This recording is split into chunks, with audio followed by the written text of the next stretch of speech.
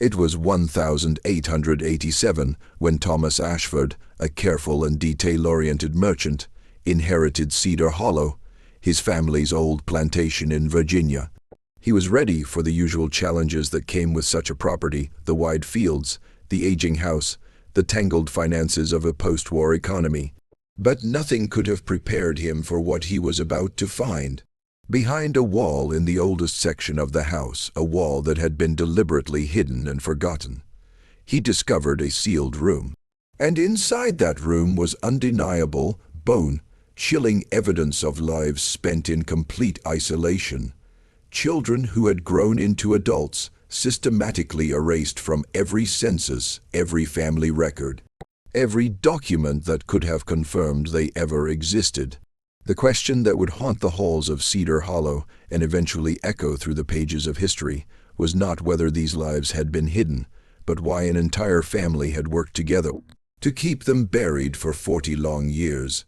Cedar Hollow was more than just a plantation. It was a monument to a vanished era, a sprawling estate of nearly 2,000 acres nestled in the rolling hills of Virginia's Piedmont region, about 40 miles west of Richmond. The main house, a grand Federal-style brick structure finished in 1805, had a symmetrical front, tall windows, and a wide columned porch that once spoke of wealth and permanence. But by 1887, that grandeur had faded. The Civil War had torn through the South, leaving economic ruin and a collapsed social order in its wake. Plantations like Cedar Hollow, once sustained by enslaved labor, now struggled desperately to survive in a world that no longer worked the old way. Thomas Ashford, at 43, was a man shaped by this changing world. Unlike his father William, who had been born into the planter class and held tightly to its traditions, Thomas had built his life in Richmond's merchant world. He was practical, well-educated, and quietly intense beneath his reserved exterior. He had married a woman named Margaret from a respected Richmond family, and together they had 3 children. Edward, 21, was pursuing law. Catherine, 19, had recently married a tobacco merchant. And James, a thoughtful 16-year-old with a growing love for literature and art, often felt like he didn't quite fit into the world of business and agriculture. William Ashford, Thomas's father, had died in late 1886, during a harsh winter that seemed to carry its own kind of despair. William had been a man of iron will, known for his stern face and an almost obsessive need for control. He had kept Cedar Hollow running through the war and the years of Reconstruction, but the estate had never truly recovered. He had also been a man of deep silences, something Thomas had always put down to the weight of responsibility. Now he understood those silences had been something else entirely. They had been a shield. The household at Cedar Hollow reflected the post-war South in miniature. A small staff of 12, mostly freedmen and their descendants, kept the house and grounds running. There was Mrs. Eliza, the cook, whose meals were legendary, but whose eyes carried a permanent sadness. There was John, the groundskeeper, a man of few words and deep loyalty, who had served the Ashfords since before the war. And then there were 4 others, a small group who lived in a secluded cottage on the far edge of the property, rarely seen and never talked about.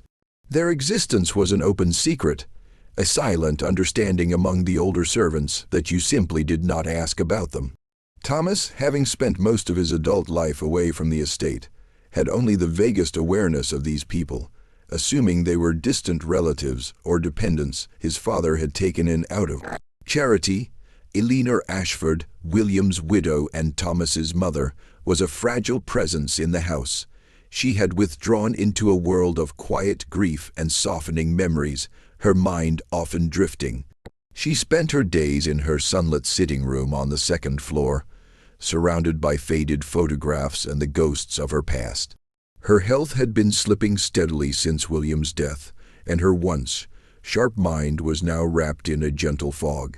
Thomas would often find her staring out the window with an unreadable expression. He would soon learn that her silence, too, had been a form of protection. Even in the crisp autumn of 1887, the air at Cedar Hollow carried a faint smell of decay beneath the sweetness of drying tobacco. The grand house, with its peeling paint and groaning floorboards, felt less like a home and more like a storehouse of forgotten histories, every shadow holding a secret, every dusty corner whispering of lives that had never been allowed to fully exist. Thomas Ashford was a man who needed order.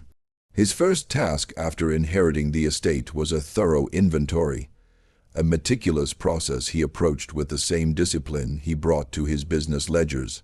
He moved through the main house systematically, from the attic to the cellar, cataloging every piece of furniture, every book, every forgotten heirloom.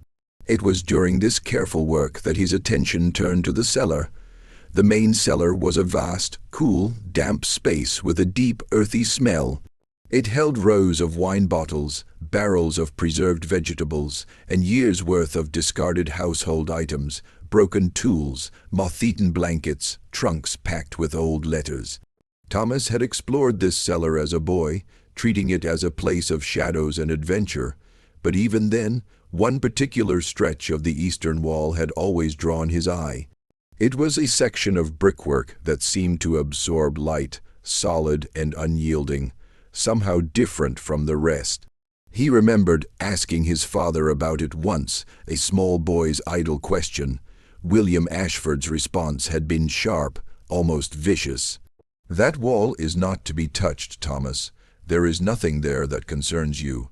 The subject had been sealed shut with a finality that killed any further curiosity. But now, with his father gone, that old curiosity returned with a new and almost compulsive force. He examined the wall closely. The mortar in this section was visibly different, slightly lighter in color, less weathered, applied with a less practiced hand than the original masonry.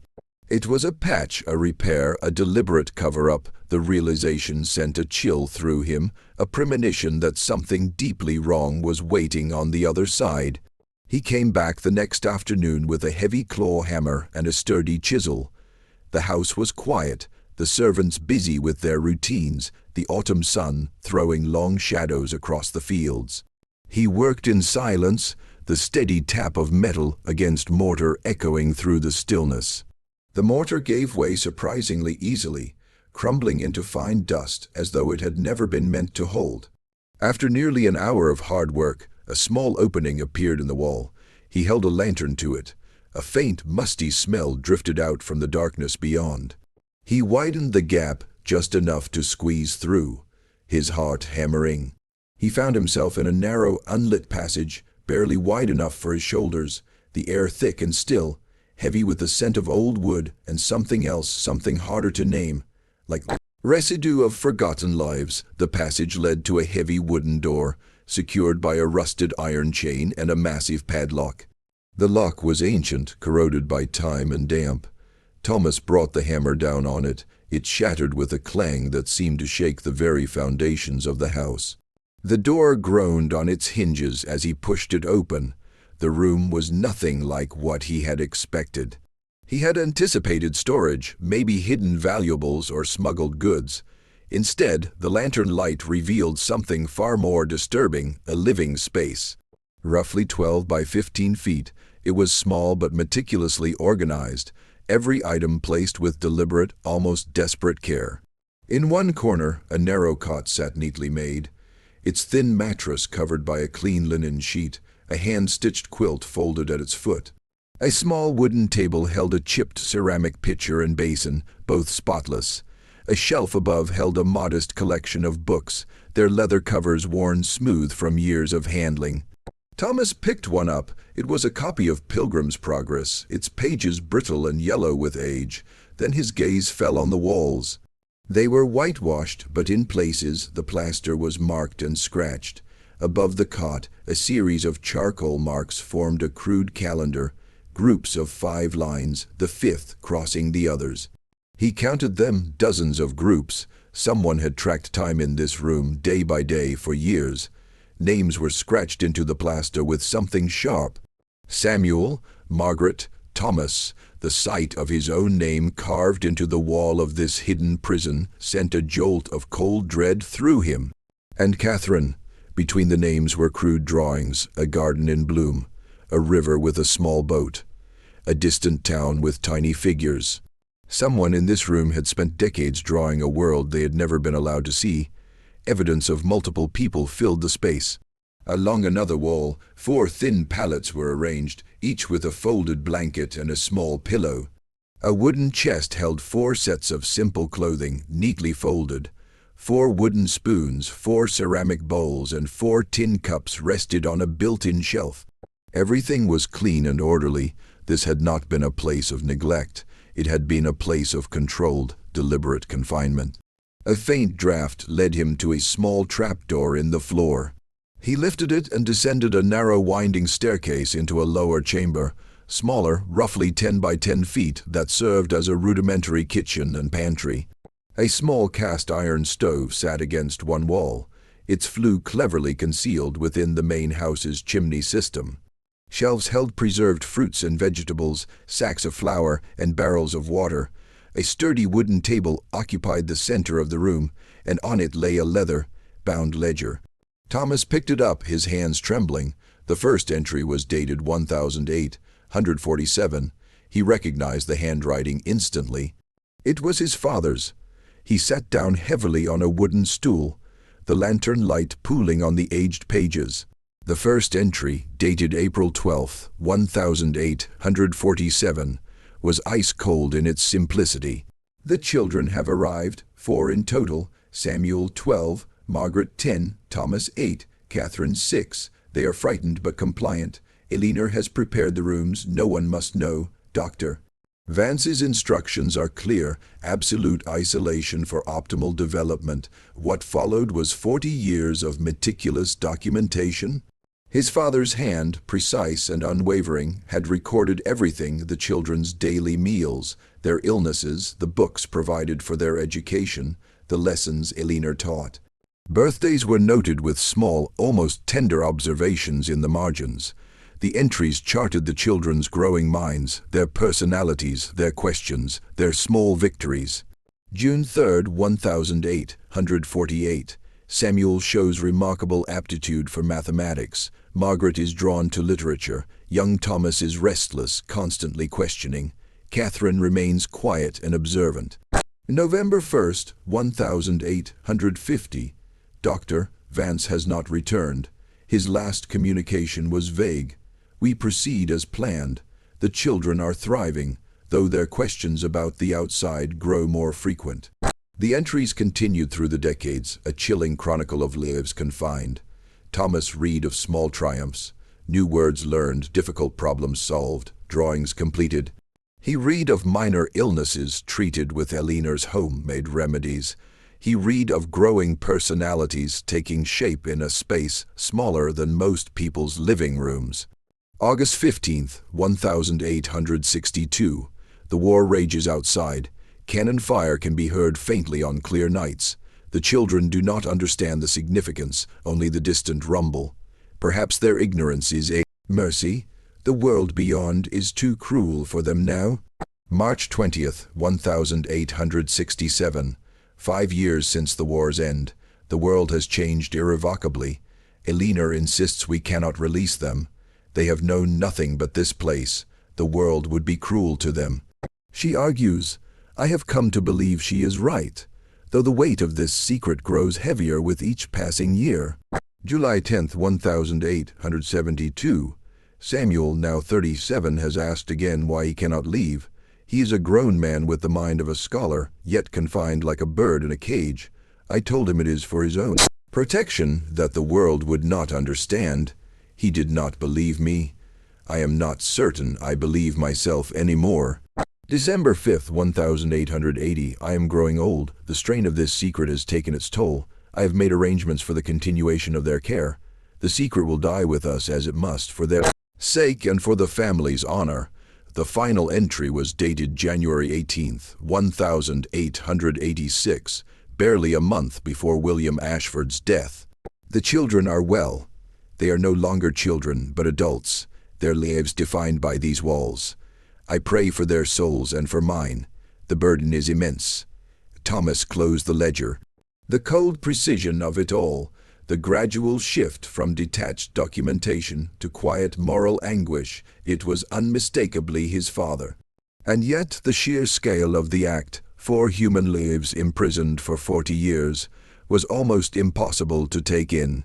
He looked at the names scratched on the wall, the crude drawings, the worn books. A profound horror mixed with a horrible fascination settled into his bones. He had to know more. The discovery plunged Thomas into a state of deep moral turmoil. He resealed the room, replacing the bricks and mortar mechanically. For days he walked through Cedar Hollow like a man sleepwalking, the weight of his father's secret pressing on him from every direction. He couldn't eat, he couldn't sleep. His wife Margaret noticed his pallor and distraction, assuming it was the stress of inheritance and his mother's declining health. He offered vague reassurances, unable to speak the unspeakable truth he now carried alone. His first instinct was to destroy everything, burn the ledger, brick up the room permanently, and bury the secret with his father. But the part of him that valued truth and records recoiled from that, and beyond that he felt an inexplicable pull toward the 4 individuals whose lives had been so brutally manipulated. He needed to understand how this had happened. He began quietly, probing the edges of his family's history. He sifted through decades of his father's personal papers, correspondence, financial records, legal documents. He found nothing explicit about the hidden room or Dr. Vance, but a pattern emerged in the financial records. Regular, substantial payments had been made to a Mrs. E. Hartwell beginning in 1847, continuing for decades. The amounts were far too large for a servant's wage, and the payments had continued even after his maternal grandmother, Eleanor Hartwell, had supposedly died in 1877. That discrepancy would not leave him alone. He turned to the older servants next, approaching them carefully, asking seemingly casual questions about the house's history and its older sections. John the groundskeeper offered little. Master William kept his own counsel, sir. Some things are best not asked. Eliza the cook was more forthcoming, though she chose her words carefully. There were always whispers, Master Thomas, of shadows in the old cellar, of voices when no one was supposed to be there. But Master William made it clear, no questions, no looking. She lowered her voice to barely a whisper. Some secrets ain't meant for the light of day. These conversations confirmed what Thomas already feared. The secret had not been entirely invisible. It had been sustained by a carefully enforced silence, maintained by his father's formidable authority, and a community accustomed to keeping its head down. His next and hardest step was to approach his mother, Eleanor. He found her in her sitting room, staring out at the autumn leaves. He spoke gently, asking about the payments to Eleanor Hartwell, and whether they continued after her death. His mother's gaze, usually distant, sharpened. Her gnarled hands gripped her shawl. Fear, recognition, and pain flickered across her face. My mother was a good woman, Thomas, a kind woman. She paused. Your father always had his reasons. Some things are best left undisturbed, for the sake of the family, for the sake of peace. Whatever you may have found, you must understand he acted out of what he believed was right. If you love this family, you will let this matter rest. Thomas pressed no further. He left her room, the secret heavier than ever. Her sudden clarity, her quiet warning, it only confirmed she knew far more than she was willing to say. Margaret Ashford suffered a severe stroke a week after that conversation, leaving her partially paralyzed and her speech beyond comprehension. She lingered for 3 more weeks before she passed. Whatever she knew, she had taken it with her. Among her personal effects, stored in a dusty trunk in the attic, Thomas found a collection of leather-bound journals written in the delicate hand of his maternal grandmother, Eleanor Hartwell. They spanned 30 years from 1847 to 1877, and they gave him the missing pieces of this horrifying puzzle. Eleanor Hartwell had not merely been a kind grandmother. She had been a woman of genuine intellect and education, a trained teacher before her marriage to Robert Ashford, who had died prematurely in 1843. After his death, She had returned to Cedar Hollow to live with her daughter and son-in-law, a woman adrift, grieving, searching for purpose. The first journal entry, dated April 1st, 1847, laid it all out. A physician named Dr. Samuel Vance had come to William Ashford with an unconventional proposition. He believed that children raised in absolute isolation from societal corruption could achieve unparalleled intellectual and moral purity. He needed a controlled environment away from scrutiny to conduct his experiment in human development. William, ever the pragmatist, saw potential in this. Eleanor was to oversee the children's care. Dr. Vance brought 4 children to Cedar Hollow, presenting them as orphans from troubled backgrounds who would otherwise face lives of hardship. Eleanor, a compassionate woman, saw them as vulnerable souls who needed protection. Her early entries reflected a mix of genuine fascination and growing unease. Vance visited infrequently, providing detailed instructions on diet, education, and psychological conditioning. He spoke of untainted minds and pure potential, but by 1849 he had vanished entirely, leaving the children and the experiment completely in William and Eleanor's hands. October 10, 1850. Dr. Vance has not been heard from in over a year. The children are entirely dependent on us. William has sealed the outer entrance, fearing discovery. I am now their teacher. Their nurse, their only window to a world they cannot touch. Are we their saviors or their jailers? Eleanor poured herself into their education. She read them history, poetry, and adventure. She celebrated their progress and comforted their despair. But she was never able to silence the part of her that knew what she was doing was deeply wrong. July 4th, 1860. Samuel is 25, Margaret 23, Thomas 21, Catherine 19. They are intelligent, articulate, and deeply aware of their confinement. They question it constantly. William maintains that releasing them now would be crueler than keeping them here. They have no legal identity, no social skills, no understanding of the world's complexities. I fear he is right. We have created something that cannot be undone. During the Civil War years, Eleanor described the fear, the scarcity, the constant threat of discovery. And yet within their sealed world, the 4 were safe, oblivious to the catastrophe outside. This period only hardened William's belief that isolation was, in its own twisted way, a form of protection. The journals ended abruptly in March 1877. My strength fails. I pray for their future. May God forgive us. Eleanor had suffered a stroke shortly after, surviving 5 more years in silence. Her mind clouded. The full burden of their care had then passed entirely to William. Thomas closed the last journal. The picture was now agonizingly complete. His grandmother, a woman of genuine compassion, had been drawn into a monstrous experiment and then trapped by circumstance and a misguided sense of duty. His father, a man of rigid principles, had inherited that burden and transformed it from a failed experiment into a lifelong imprisonment, convincing himself it was the only way to protect them from a world that would not understand, and they were still alive. The 4 of them, now in their late 50s and early 60s, were still down there. Waiting, Thomas confided in his youngest son James, the thoughtful 16-year-old whose moral sense was not yet clouded by the family's long history of compromise. James had been with his father when the room was first opened. He listened to the full account in silence, and when Thomas finished, his response was immediate and unequivocal. "We must release them, Father. It's the only right thing to do."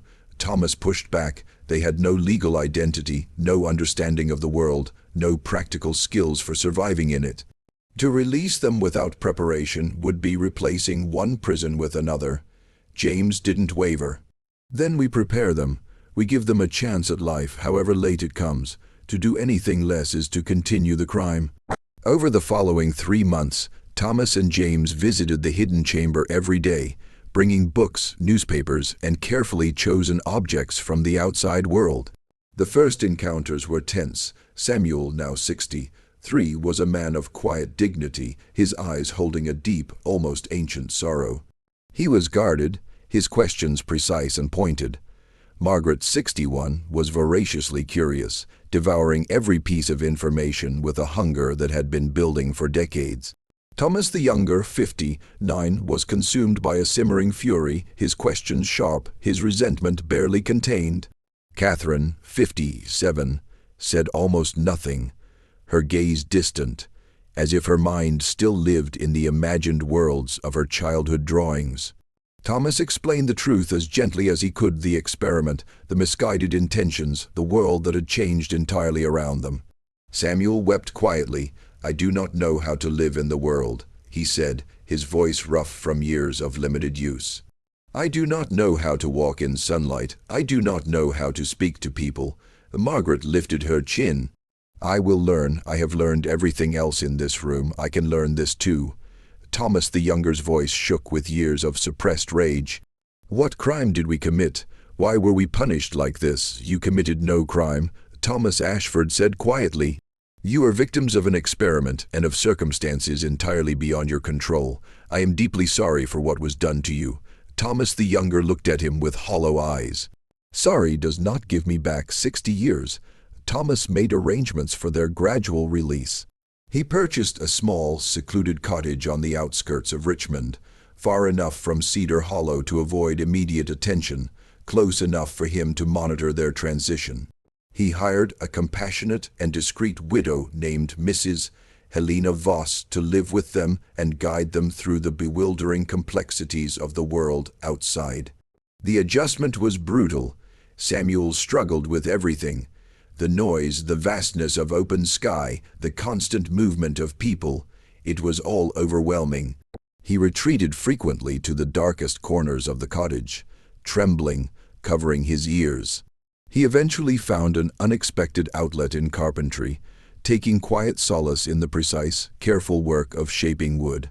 Margaret adapted with startling speed. Her mind, honed by decades of reading in that sealed room, absorbed the modern world like a sponge. She filled journals with her observations, learned to write with a flourish, and eventually found skilled work as a seamstress. Thomas the younger channeled his rage into relentless labor, taking physically demanding work in Richmond's textile mills. His work ethic earned him respect, though he remained a solitary figure haunted by everything he had missed. Catherine never truly arrived. The outside world was too vast, too loud, too incomprehensible for her. She found some quiet in repetitive domestic tasks and eventually worked as a household servant, a nearly invisible presence, her mind seemingly still living in the imagined landscapes of her childhood drawings. Without birth certificates or any legal records, the four were invisible to the law. Thomas, working with a sympathetic lawyer, painstakingly created false documentation. They chose their own surnames. Samuel became Samuel Hartwell, honoring the woman who had educated him. Margaret chose Margaret Vance, a defiant reclaiming of the name of the man who had set all of this in motion. Thomas the younger simply chose Thomas Reed. Catherine quietly chose Catherine Wells, a name she had spotted in a newspaper. Their new identities were fragile, built on a foundation of invented history, but they were the only path to any kind of freedom. Thomas Ashford never truly recovered from what he had uncovered. The knowledge of his father's actions and his own role in finally bringing it into the light cast a permanent shadow over the rest of his life. He became increasingly reclusive, managing Cedar Hollow with a grim dedication that felt more like penance than purpose. He never remarried. He never sought companionship. His remaining years became a long, quiet act of atonement. Samuel Hartwell lived only 5 more years after his release, dying at 68 of cardiac arrest, though those who knew him suspected it was a soul too long confined to ever truly breathe free. He was buried in a small, unmarked grave in a Richmond cemetery. Margaret Vance thrived. Her intellectual hunger found its outlet in the open world. She eventually married a kind retired schoolteacher named Charles Henderson, who cherished her fierce independence and quiet wisdom. She had 2 children, both raised with an unwavering emphasis on education and freedom. She never spoke publicly about what had been done to her, but she filled journal after journal with her own account, leaving behind a legacy of extraordinary resilience. She died in 1921 at the age of 74. Thomas the Younger found a hard, one kind of peace in labor and the quiet companionship of fellow mill workers. He never married, but he built a life of honesty and integrity that earned him genuine respect. He died in 1928 at 81. A man who had carved out his own existence against odds most people will never comprehend. Catherine Wells remained the most fragile. She moved from household to household as a domestic servant, a quiet and nearly invisible presence, never forming deep attachments. She died in 1912 at 65 in a Richmond poorhouse. The cause was listed as pneumonia. Those who knew her said she had simply faded away, unable to find her footing in a world that had denied her for so long. In 1901, Thomas Ashford, driven by a profound sense of historical responsibility, commissioned Dr. Edmund Garrett, a respected historian from the University of Virginia, to write a comprehensive history of the Ashford family. He gave Dr. Garrett full access to everything, including the ledger and Eleanor Hartwell's journals, with one condition. Nothing was to be published until after Thomas's own death. Thomas passed away in 1903 at 79. 2 years later, Dr. Garrett's book, The Hidden Years, hit the public. The shockwaves it sent through Virginia and beyond were immediate. Newspapers across the country debated scientific ethics, family responsibility, and the very meaning of human freedom. Authorities launched an investigation, but by 1905, the key figures had been dead for years. Dr. Samuel Vance had vanished decades earlier, leaving no traceable record behind, no medical registrations, no publications, no birth or death certificates. Nothing. Some believed Vance had been an alias, a pseudonym used by someone operating deliberately outside the law. Others thought he might have been a disgraced physician who chose secrecy over exposure. The most unsettling possibility was that he had not been alone, that he might have been part of a broader clandestine network conducting similar experiments in hidden corners across the country. No charges were ever filed. The law of the time offered little recourse, particularly given that the victims had no official existence to begin with. The Cedar Hollow story was not an anomaly in the broader landscape of 19th century history. The era was defined by a fervent belief in scientific progress, often pursued without anything resembling ethical oversight. Informed consent was not a concept that existed in any meaningful legal sense. Vulnerable populations, children, the poor, the mentally ill, and enslaved people, were frequently subjected to experiments by individuals who believed they were serving the advancement of knowledge. The post-Civil War South, with its fractured social structures and tradition of silence around powerful families, was exactly the kind of environment where such things could happen and remain buried. It was not until the horrors of the Second World War that the international community began building real ethical frameworks for human experimentation. The Nuremberg Code in 1947, the Declaration of Helsinki in 1964. Those protections came decades too late for Samuel, Margaret, Thomas, and Catherine. Cedar Hollow still stands today. The Ashford family sold the estate in the 1920s, unable to escape the shadow of what had been found within its walls. It eventually passed into the care of a historical preservation society. The sealed room, preserved as Thomas Ashford found it that autumn afternoon in 1887, remains a stark and chilling exhibit. The faded whitewash, the charcoal calendar marks, the worn books, the empty pallets, they all bear silent witness to the lives that were lived and stolen within those walls. The ledger and Eleanor Hartwell's journals are now housed in the Virginia Historical Society, made available to historians, ethicists, psychologists, and researchers as primary sources for understanding 19th century social mores, scientific ethics, and the profound psychological damage of extreme isolation. Here at the Fear Sermon, This is exactly the kind of story we believe must never be allowed to disappear into the silence it was designed for. Because the most disturbing truth about Cedar Hollow is not the sealed room itself. It's the question it leaves behind. How many other sealed rooms exist, not just in old plantation cellars, but in the forgotten corners of history? How many other lives were deliberately unrecorded, their stories suppressed, their existence erased by the powerful or the misguided? The answer is that we may never fully know. The story of Cedar Hollow only survived because one man chose to open the wall instead of rebuilding it. That choice forces us to ask what we would have done.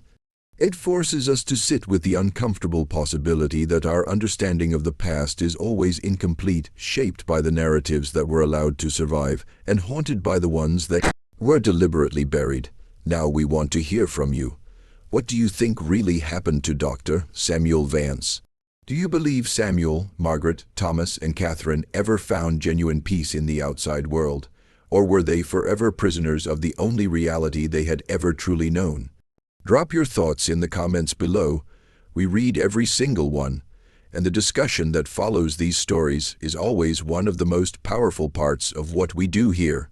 If this story stayed with you, share it with someone who appreciates history that doesn't flinch from its darkest chapters.